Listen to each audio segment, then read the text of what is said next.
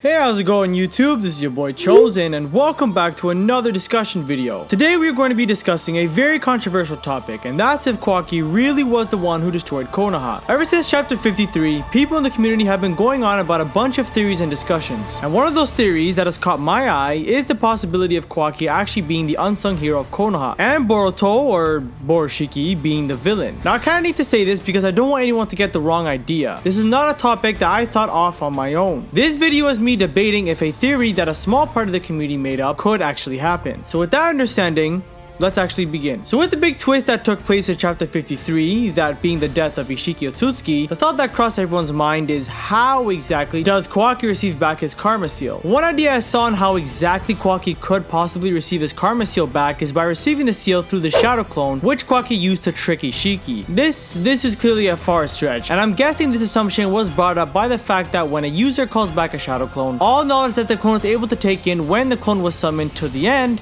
is transferred back to the user. So for example, think of it like summoning a shadow clone and setting it off to school. Once school is done, you can basically call back the clone and reserve all knowledge of what you learned that day. So with this logic, the idea is that since Kawaki's shadow clone received the karma seal from Isshiki, in the near future, it will reappear on his arm. Again, far stretch, Kawaki will get his karma seal back, but this is most likely not the way how it will go, and that's not even how the shadow clone really works in the first place. Another theory that I've come across is based off of the final panel we see of Isshiki alive, and that's the clear focus shot of his Byakugan right before Kawaki steps on Isshiki. I think the belief with this is the resemblance to what happened to Boruto and Momoshiki, to where Momo didn't even need to make contact with Boruto to make the seal on him. So with this logic, I can understand where that's coming from, and to this theory, I'm not gonna say it's impossible, but to be honest, I don't like it. This theory coming true completely disregards the build-up and moment of Kawaki being the one to finish off Isshiki. There was literally no point in majority of chapter 53 happening if this was the case. Again, it would make sense, but I prefer Kawaki to get it in a different way in the future. Of course, by now, you guys know this video isn't really about how Kawaki receives the karma seal, but why Boruto could instead be the one to destroy Konoha. So I'll get into that. Again, because of the events that took place in chapter 53, it does kind of look like Momoshiki is really starting to get a good handle on Boruto. Remember in chapter 50, it was stated that Momoshiki was 20% away from taking over Boruto's body. A part of the community believes that it could actually be Boruto who goes rogue after this fight, and Kawaki is instead the one who stays at Konoha, majorly hinting at the symbolic differences of Naruto and Sasuke, to where Naruto was the one with a lonely start and happy end, and Sasuke vice versa. Well,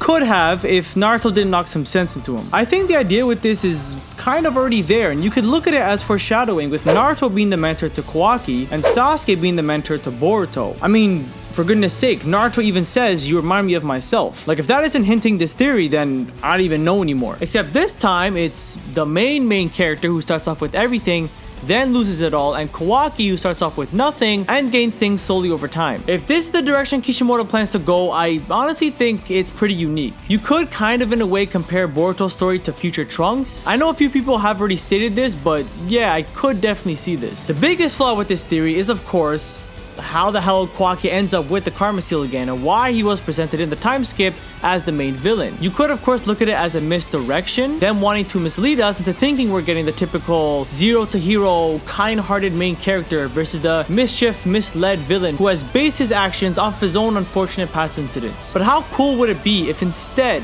the dialogue for this time skip was reversed? Instead of Boruto being the one to say he's still a shinobi, it's Kawaki. Just think about it. There's been moments in the anime showcasing Kawaki's growth as a shinobi. I wouldn't say the nail in the coffin is what happened with Isshiki, which clearly was a moment used to showcase how far Kawaki has come and how wrong Isshiki was about him. I know of course the anime will flesh these moments with Kawaki training to become a shinobi and also experiencing what it means to find your true value in the shinobi world. So it'll make more sense and definitely be more impactful in the anime. But yeah, what it means to be a shinobi is clearly something very important to Kawaki, as it plays such an important part in finding his self-value in life. So when Borushiki is out here claiming the way of shinobi is dead, that's something that could hit home to Kawaki, and it could be him who in return fires back with the whole, "Nah bitch, I'm still a shinobi." And as much as I would like the narrative to follow off this path, it is still way too early to say anything about it. The moment in the time skip won't probably happen for a few years, if I'm going to be honest. I have no doubts that by the time that part even happens in the manga, the story is going to look a lot different different to what it looks now. If Boruto deserts the village, we could see him travel the shinobi world, or maybe even beyond that. Maybe there's another dimension Boruto will go off to and meet other different kinds of people. And now we have two completely different stories between Boruto and Kawaki. Literally, it's like their lives have swapped, and in time, their paths will cross. Like I said, it's too early to be predicting much. I first gotta see what happens in chapter 54 and 55 to really put out some good predictions. And that is going to cover today's short discussion. I know a lot of people are going to have their own interesting takes on this, so by all means, please feel free and let me know what you guys think in the comments down below, as I'll be reading almost all of them. Thank you guys for watching all the way until the end, and if you enjoy my discussion videos, I'll be uploading a lot more in 2021, so feel free to hit that subscribe button if interested. This has been your boy Chosen,